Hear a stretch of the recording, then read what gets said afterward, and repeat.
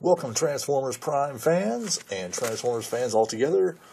You are with Optirotimus. This is my first video review, so I decided to go with the all-new Transformers Prime Robots in Disguise Voyager class Ultra Magnus. As you can see, here's the front of his packaging, which I've cut mine up. Most people don't do that, but I do. This is the front. Here's the side. You can see the artwork. Very nice. And here is the back, where you can see him in his vehicle mode and in his robot mode. Very nice looking weapon here. And here's his bio. It says, if there is any Autobot the Decepticons fear as much as Optimus Prime, it is Ultra Magnus. His battle hammer has crushed chassis from one side of the galaxy to the other.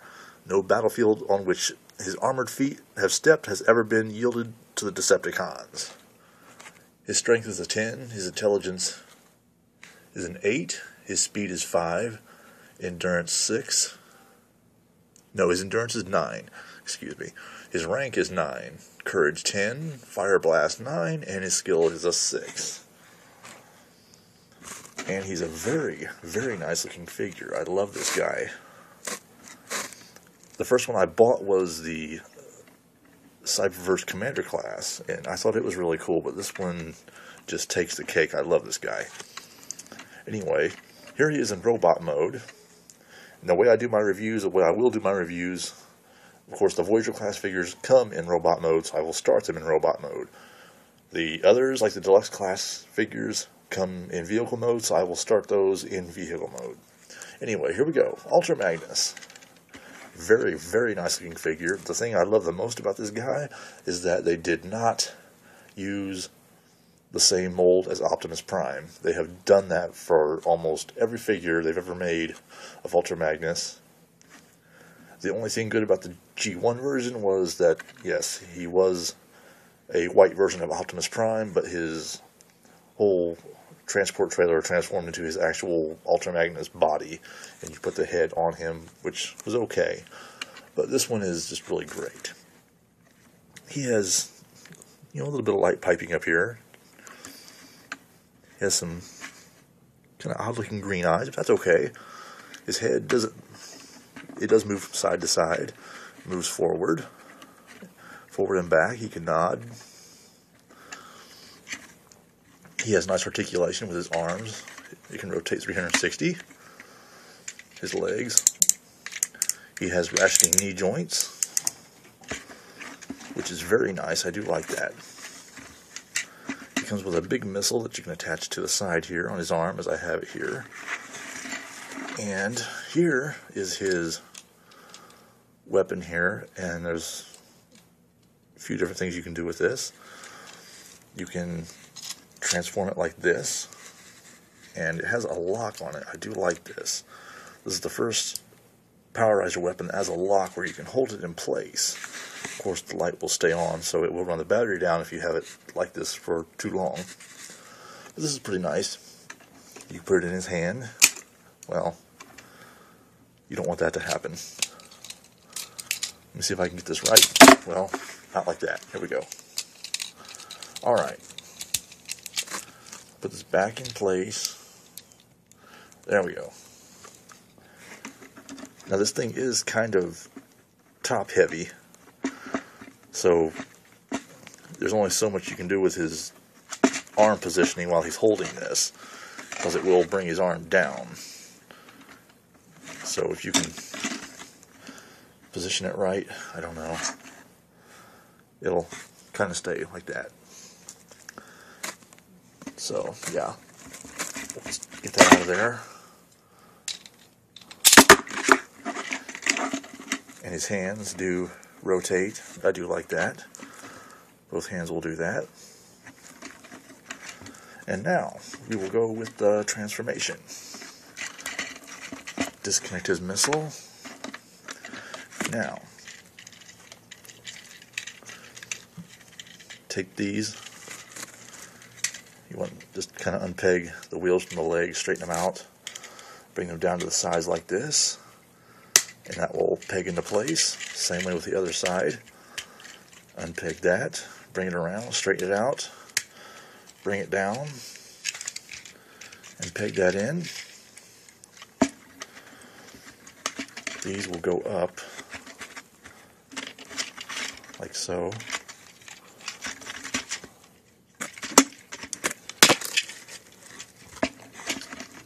You want to undo these from his arms and straighten these out this way. Same way with the other side.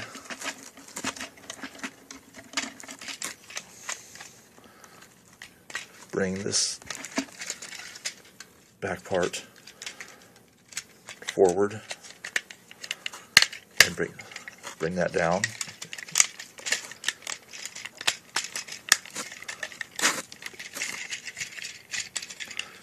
Actually, this is a little bit tricky. This part is supposed to go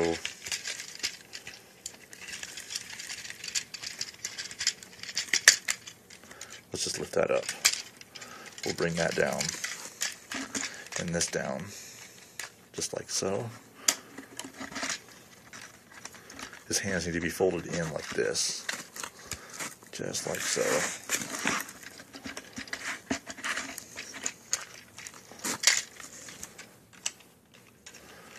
Now you have these down. His head will tilt down. Then you can bring this top forward. Make sure these gray parts are under there.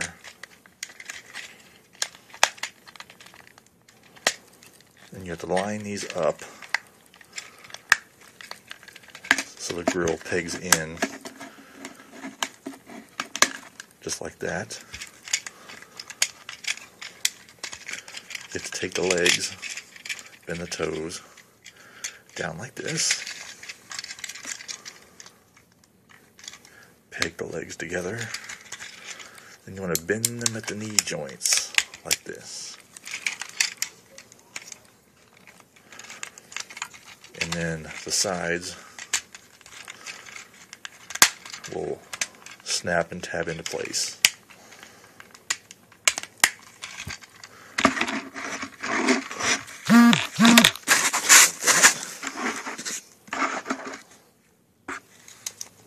And now this part, actually I made a mistake here. I need to unpeg this for a second. There's these little gray parts right in here. You need to pop those up and out. Same way with the other side. I forget that part a lot, sorry. Anyway, peg that back together. There he is in his truck mode. Now for the weapon. These two little prong things here sticking out are supposed to just kind of set in these two holes right here. Just kind of line it up and just kind of... This does get a little bit difficult at times. You basically have to have these things spread completely apart, and you can't really push it down very far. Just, you have to kind of just, basically just kind of set it on there.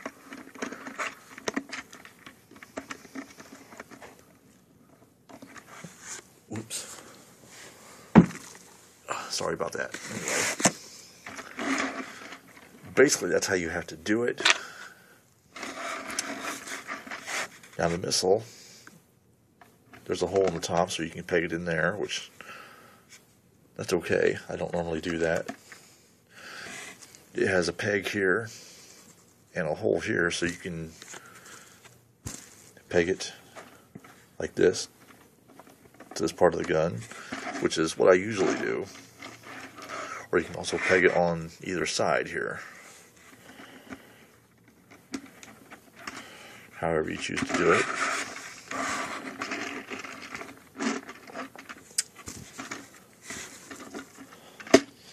Or you can also turn this around if you want to. And you can peg that in there like that. And peg the missile in the other side. And have him like that. That's another way you can do it.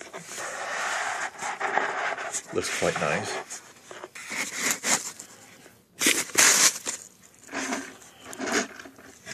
But this is Ultra Magnus in his vehicle mode. And I really like this mode. It looks so good. I'm glad he has his own mold. They came up with something different, something that's not like Optimus Prime. That is the thing I love the most about this guy. And he's a good looking truck. And they used the G1 Ultra Magnus colors, which is another thing I like. I like that really well. The same color blue, the red. It's all like G1 color. I love it.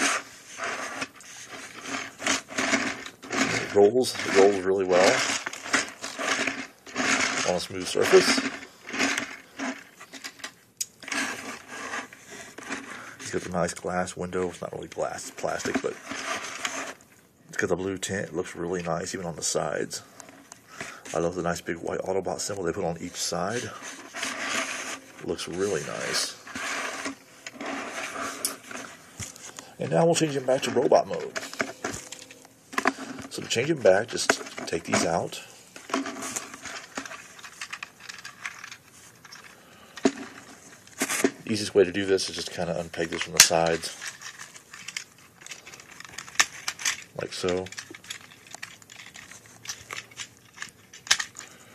Kind of raise that up. Flip the grill up.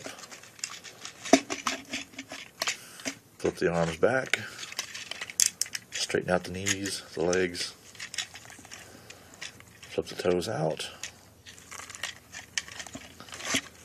Hands down.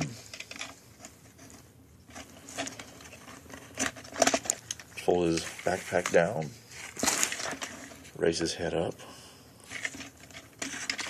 Arms back. Bring these back down. And you don't want to forget this part. Unpeg these, lift it back up, fold it back around his leg like so. Same way with the other side, just unpeg it there, raise it up, and it just kind of wraps around the back of his leg, and again on the side.